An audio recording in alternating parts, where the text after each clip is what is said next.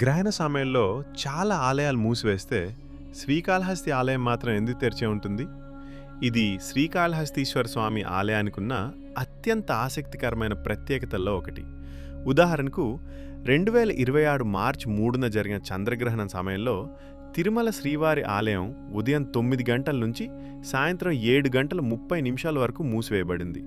అయితే అదే సమయంలో శ్రీకాళహస్తిలో మాత్రం గ్రహణ సమయంలోనూ ఆలయ కైంకర్యాలు కొనసాగించే సంప్రదాయం ఉంది. అసలు దీనికి కారణమేంటి?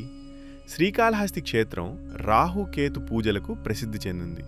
ఇక్కడ ఈ పూజలు చేసే భక్తుల సంఖ్య రోజుకు వేలల్లో ఉంటుందని ఆలయ ఈవో వెల్లడించారు.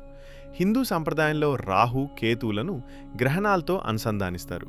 అందుకే గ్రహణ సమయంలో కూడా శ్రీకాళహస్తిలో ప్రత్యేక కైంకర్యాలకు ప్రాధాన్యత ఉందని క్షేత్ర సంప్రదాయంలో భావిస్తారు. అంటే గ్రహణం సమయంలో ఆలయం మూసివేయకపోవటానికి ఇదే శాస్త్రీయ కారణం అని చెప్పడం కాదు.